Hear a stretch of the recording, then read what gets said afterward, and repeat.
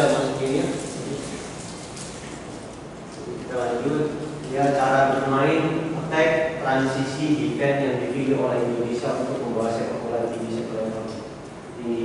Secara filosofi, saya selama main bola 22 tahun, kecuali waktu tahun 93 sampai 95 saya bersama tim Primavera diberangkatkan ke sana.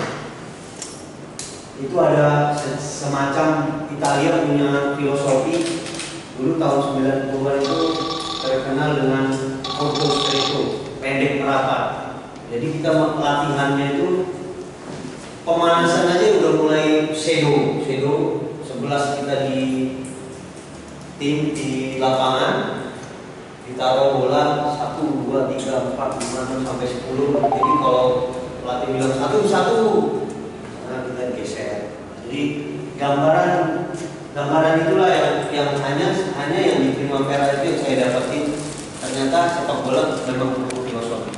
Jadi selama saya 22 tahun di liga Indonesia, apalagi di tim-tim lokal Liga 1, kalau dulu di divisi utama itu nggak mempunyai filosofi. Ini main 3-5-2 ya sudah main aja begitu. Itu yang saya rasakan. Jadi ini datangnya Luis Milla, sepak bola berubah.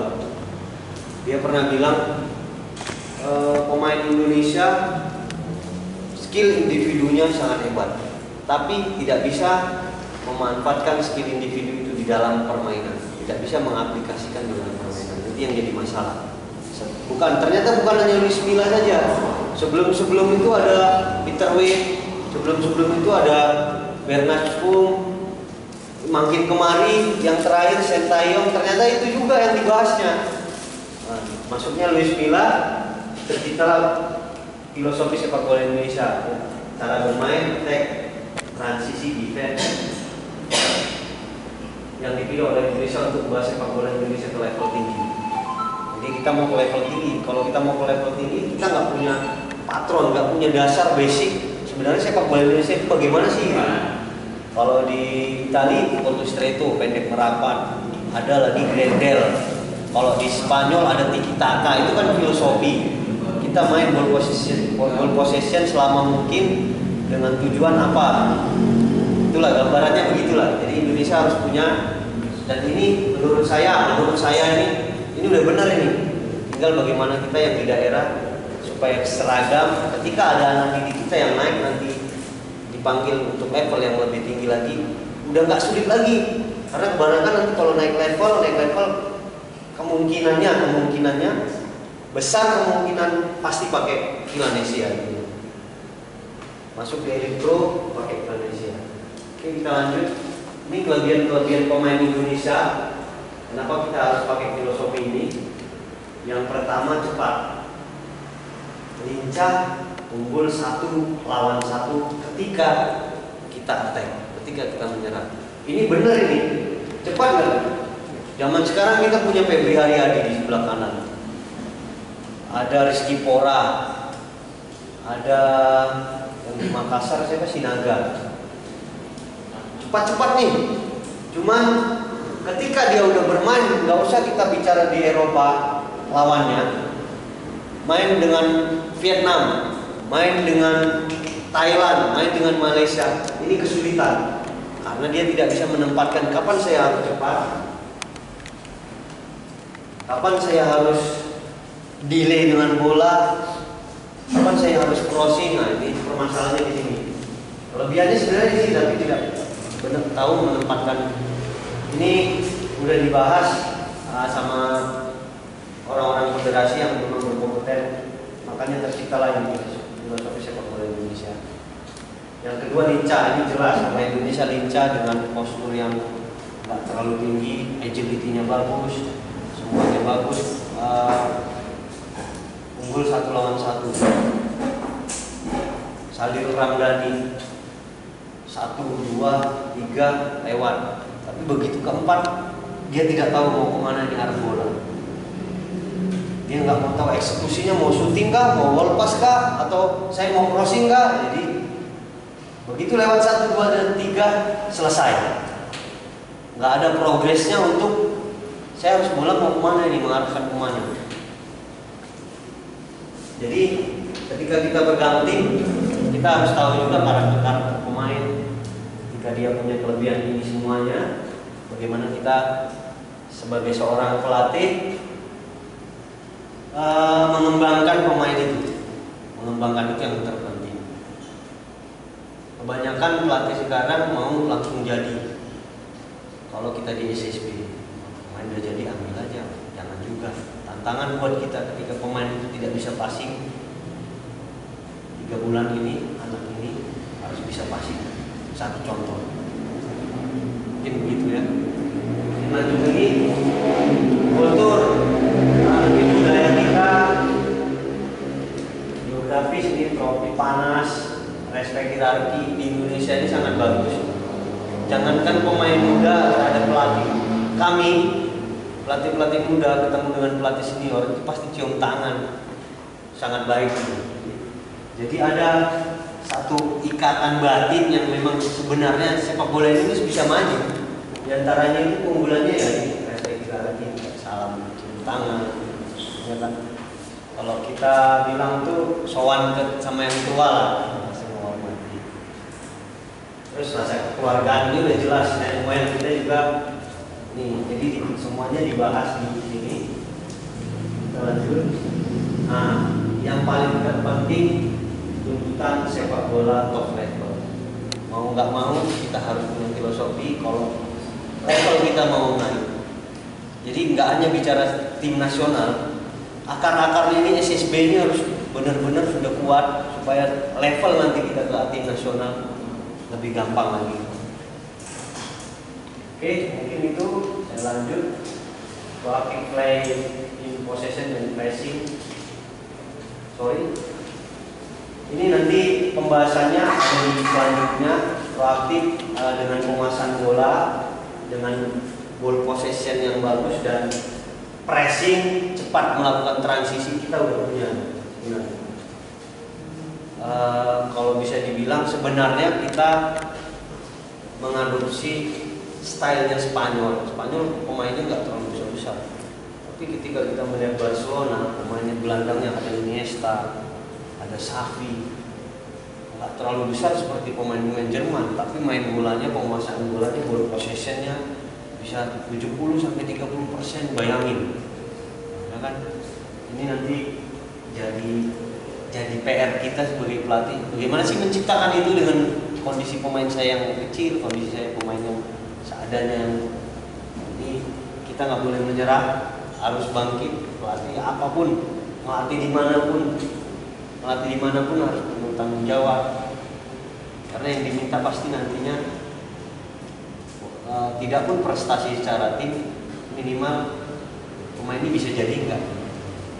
Jadi kita menciptakan pemain, walaupun kita tidak bisa menciptakan tim, minimal kita menciptakan pemain yang bisa memahami arti sepak bola. Oke. Ini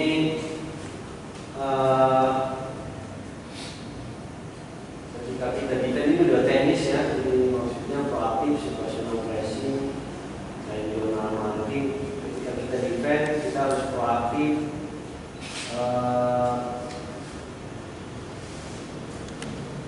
Menentukan pressing line yang saya bilang. Jadi ketika kita defend, tidak hanya defend aja. Kadang defend kita hanya lihat bola, tapi orang yang lain lari nggak lihat. Jadi ball watching namanya, hanya lihat bola saja. Kita nggak tahu ada orang lewat di belakang kita. Pressingnya harus, lapangan itu ada dibagi 3. Kita harus pressingnya di zona mana itu ditentukan dulu sebelum main. Itulah namanya game model. Kita harus punya game model. Ini masuknya ke tenis juga arahnya. Zona marking, kunci utama dari zona marking komunikasi. Kita menjaga zona marking. Jika kita bertahan, ada yang lari, kita tinggal bicara sama teman. Chandra, lihat ada kawanmu di kanan, ada temanmu di kanan. Jadi banyak beberapa hal ini ada transisi. Kalau transisi positif, Itu gimana coach kalau transisi positif? Ada yang bisa menjelaskan transisi positif? Ini transisi dari bertahan ke menyerang. ya, jadi ketika kita bertahan, benar Mas ya, makasih Mas. Ketika kita bertahan, ketika kita rebut bola, prioritas ke depan nih, counter attack. Tapi bila memungkinkan, situasional. Prioritas kedua, kalau kita dapat bola, kita tidak bisa ke depan, kita harus main lagi, jangan hilang bola. Rebuild up lagi, mainin bola lagi, cari lagi peluang, cari lagi peluang. Ini penting ya, ini transisi, ini penting. Ini penting, ini juga penting juga. Jadi semuanya saling berkaitan nantinya. Ini semuanya bisa tercipta, harus ada latihan. Jadi nggak bisa ketika game, pemain bola dapat harus ke depan, nggak bisa. Harus ada latihan. Itu harus dilatih. Bagaimana bentuk latihannya nanti di slide berikutnya. Yang review up juga nanti ada. Ini ada pemahaman. Jadi bisa digambarkan ya. Mungkin coach kalian, sahabat-sahabat, ketika kita defend, merebut bola, bayangkan saya orientasinya prioritas pertama kemana? Ke depan. Wah, saya mau cetak gol. Rebut bola, ada striker kosong, wah, dia suruh 1 lawan 1. Kalau rebut bola, dia kuat lagi, sempurna lagi dia defense-nya, mainin lagi, main. Gak bisa ke depan, ke samping, ke belakang. Bisa digambarin. Untuk yang attack, jelas kita orientasinya ball possession lebih dikuatin, itu jelas kalau kita mau attack. Bagaimana kita mau cetak gol kalau kita nggak mau menguasai bola? Proaktif, menguasai bola lebih lama, progresif,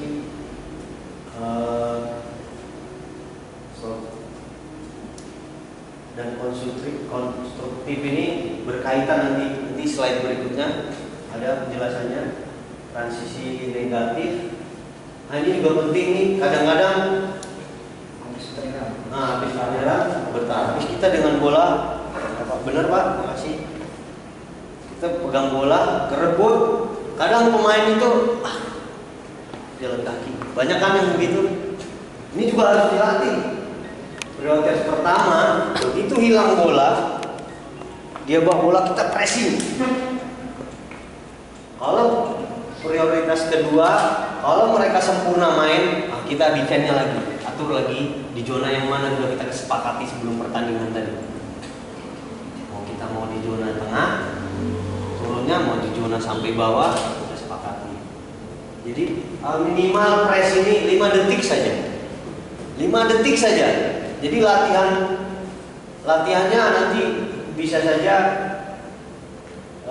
poinnya pemain yang pegang bola, kehilangan bola, lakukan pressing 5 detik. Ketika nggak dapat bola 5 detik, oke, kalian balik lagi. Karena kalau kita pressing terus-terusan, pemain habis tenaganya. Ini kebanyakan itu lupa nih. Maaf kemarin gitu Mas ya, yang di sana begitu hilang bola, pressing lagi, pressing. Habis sendiri. 5 detik saja. Begitu 5 detik enggak, kita atur lagi. Oke. Habis kita dulu. Oke. Nah, ini yang menyerang tadi, menyelesaikan scoring, membangun serangan, build up dari bawah. Yang tadi dimaksud konstruktif itu dari lini ke lini berorientasi progresif ke depan. Setelah sudah kita dari lini ke lini, progresnya kita harus apa ini? Kita main bagus dari lini ke lini. Progresnya harus kita mencetak gol. Jadi setiap latihan, setiap pertandingan harus ada progres. Proaktif, penguasaan bola lebih lama. Konstruktif, dari lini ke lini main dari lini bawah di lapangan. Tapi tidak hanya kita ball possession aja, menang di ball possession, tapi kita kalah gol, nggak bisa. Harus ada progresnya. Progresnya apa? Orientasinya ke depan. Ke depan harus cetak. Ini ini bermain dari belakang kayak build up yang mungkin teman-teman sudah lakukan di SSB-nya. Saya yakin sudah lakukan mulai dari kiper, ketika kiper pegang bola nomor 34, 2 dan 5 harus kemana, nomor 6, nomor 8, nomor 10. Nanti di slide berikutnya ini penjelasannya. Ini menguasai bola lebih lama, ini selalu menguasai bola. Ini dasar sekali ya. Sebenarnya sepak bola ya ini. Bagaimana kita mau membangun serangan harus dengan ball possession. Bagaimana kita menciptakan tim harus bisa ball possession? Harus latihan, ada latihannya. Bagaimana banyak referensi-referensi dari YouTube bisa diambil dari pelatih-pelatih Indonesia di kelas dunia juga bisa diambil banyak. Nah ini yang dimaksud progresif, selalu prioritas ke depan untuk cetak gol. Kalau memang main dari middle ini dari belakang ke tengah ke depan, dan kalau memang memungkinkan yang paling pertama ke depan, ini panah putih ini ke depan. Kalau dia tidak bisa ke depan, dia kuat di sini, main ke samping. Kalau memang susah lagi, terkunci, bongkar lagi, bongkar dari belakangnya. Jadi ini situasional. Sepak bola pentingnya memberikan pemahaman kepada pemain apa yang kita sampaikan, tujuan yang kita sampaikan ini sampai ke pemainnya. Kadang-kadang kan sering nih pelatih, pemain prioritas ke depan. Dia nggak tahu ke depan, buang aja. Jadi kembali lagi ke kick and rush-nya Liga Inggris tahun 90-an lagi. Nah, itu jadi penyampaiannya mungkin kita yang sebagai pelatih kurang sampai. Ini juga hati-hati. Konstruktif, bermain dari bawah ini sebenarnya ada zona 1, zona 2, zona 3. Saya rasa seperti yang saya bilang teman-teman yang di C terutama itu begini lah sebenarnya ada cara main. Saya yakin pengulangannya nanti kalau ada pengalaman yang lebih aja nanti sampaikan saja. Main dari bawah pertama, jadi enggak boleh saja long passing ya situasional lah, tapi enggak konstruktif. Ini kalau bisa sih main dari bola bawah tiba-tiba vertikal, tapi nggak selamanya bola bawah juga. Kalau memang ada peluang untuk bola long passing lebih menguntungkan ya lakukan saja. Yang penting bagaimana cara kita memberikan pemahaman dan tujuan kepada pemain. Nah, ini transisi, ini contoh transisi negatif. Kita ada di biru. Prioritas pertama langsung pressing. Ketika biru pegang bola di nomor 8, nomor 8 ini gelandang serang. Ini 3-4 ini, jadi kalau menyerang 2-3 formasinya. Ketika 8 pegang bola, 8 salah passing, apa yang pertama dilakukannya? 8 salah passing.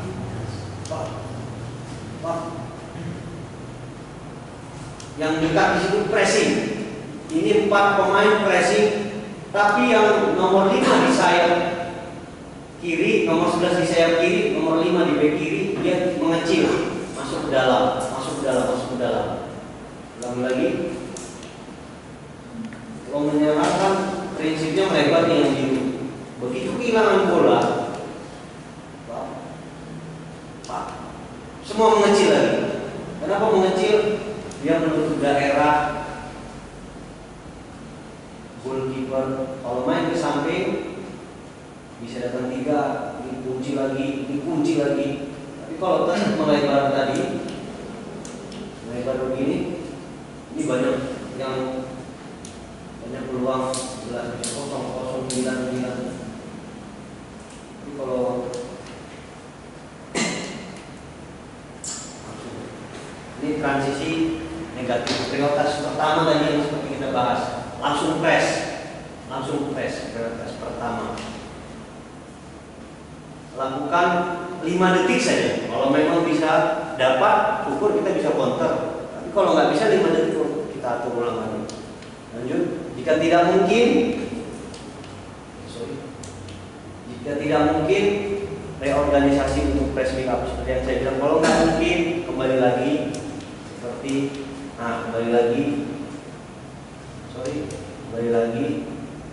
intinya kembali lagi di zona sini sesuai kesepakatan, mau di zona tengah, mau 9 balik di zona sini, mau 2 balik ke kanan, dibalik lagi.